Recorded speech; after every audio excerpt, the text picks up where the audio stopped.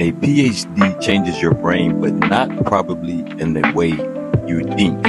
You do not simply learn more information. You start questioning information differently. You start noticing weak arguments faster. You become more skeptical of confident claims.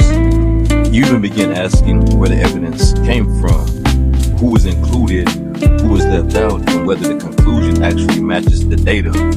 And at some point in the doctoral journey, you may realize something.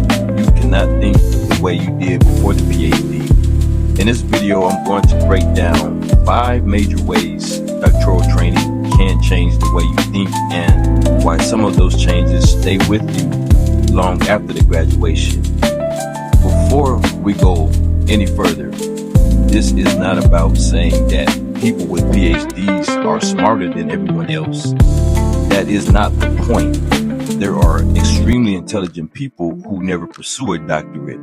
What I'm talking about is training. Doctoral education repeatedly replaces you in situations where you are expected to question assumptions, evaluate evidence, and defend your reasoning and recognize limitations as well as justify your conclusions.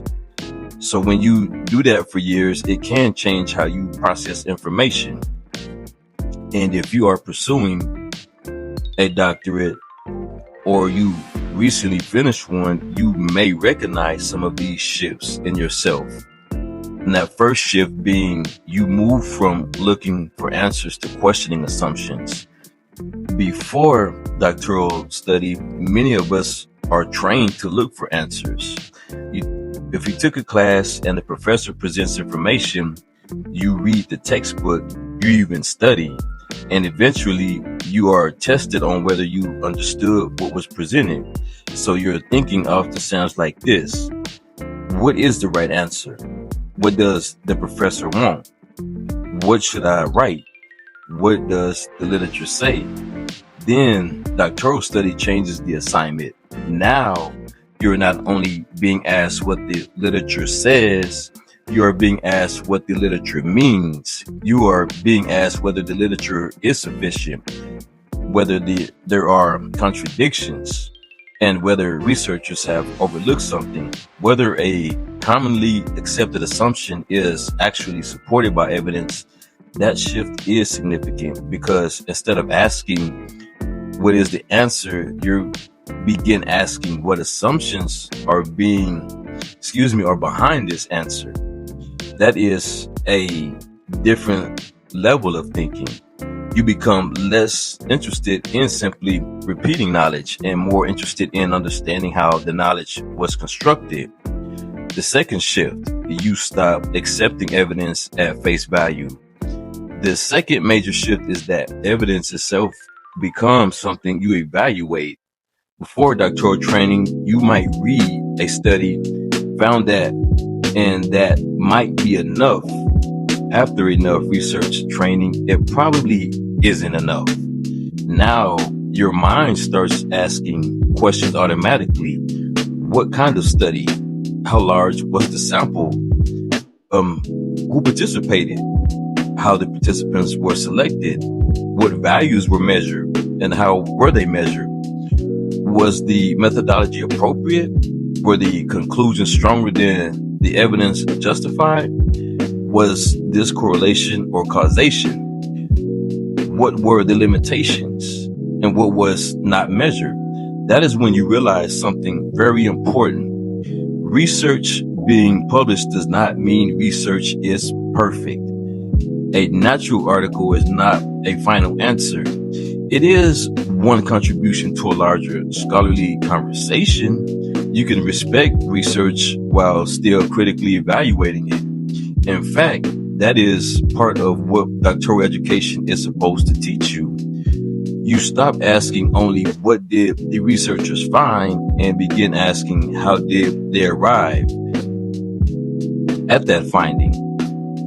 My third shift is you become less comfortable with simple explanations. The third shift is one that can affect the way you see almost everything. You begin becoming suspicious of overly simple explanations for complicated problems. This becomes especially noticeable when you study human behavior in organizations and communities and health education or even social problems. Someone might say people do this because of that, but your doctoral brain starts asking what else could be influencing it, because you begin seeing layers, individual factors, the family factors, as well as cultural factors and economic factors and environmental factors and industrial factors, as well as institutional factors and policy factors, the access and the opportunity, the timing and context. A problem that initially looks simple begins looking much more complex. So instead of saying this intervention works, you might say, for whom does it work? Under what conditions does it work? How was success measured? Compared with what? Was the outcome sustained? That is doctoral thinking. It is not making everything unnecessarily complicated. It is recognizing when reality actually is complicated. The fourth shift, you become more comfortable saying, I don't know. This one surprises people. You might assume that earning a PhD eventually makes you feel like you know everything. And for many people, the opposite actually happens. The deeper you go into a subject, the more you realize how much you do not know. You read hundreds of studies and discover more questions. You become highly knowledgeable in one narrow area, and you realize how enormous everything outside that area is. You encounter conflicting evidence. You discover methodological limitations, and eventually you become more comfortable saying, I do not know. The evidence is unclear. That is outside my area of expertise. We need more information before making that conclusion. That is not insecurity. That is actually intellectual humility. There is an important difference between uncertainty and incompetence. Sometimes the most academically responsible answer is, we do not know yet. A strong scholar does not manufacture certainty simply because someone wants an answer. And the fifth shift, you start evaluating how knowledge is produced. And this may be one of the biggest changes. Before doctoral research, you often focus on the information itself. And after doctoral training, you start actually examining the process behind the information. Who produced this knowledge? What theoretical perspective shaped the study? What methodology was used? What questions were asked? What questions were not asked? Who had the opportunity to participate? Whose perspective is absent? What assumptions did the researchers bring into the study? What limitations shaped the conclusions? And for qualitative researchers, this becomes especially important because you are not simply asking, what did participants say? You start asking, what meaning are participants assigning to their experiences? What patterns exist across those experiences?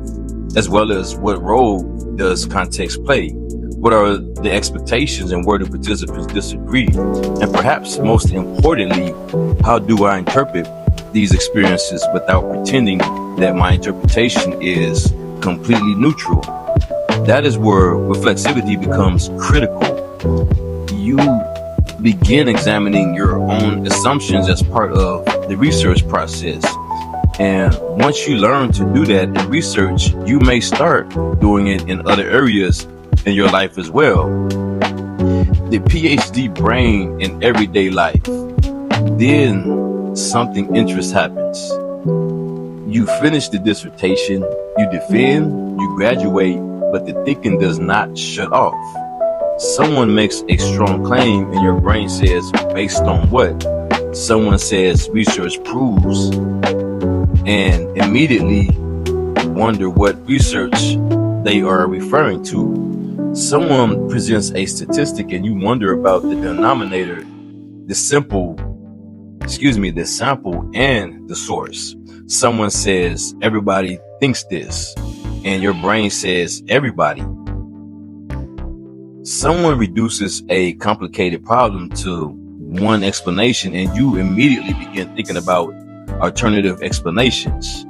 That can sometimes be frustrating because once you become trained to identify assumptions and limitations, they become difficult to ignore. But what is also one of the lasting benefits of doctoral training, the degree may end, the thinking process continues. So here is the difference I see between before and after the PhD. Before is what is the answer. After, what evidence supports that answer. Before, what does the research say? After, how was the research conducted? Before, is this true?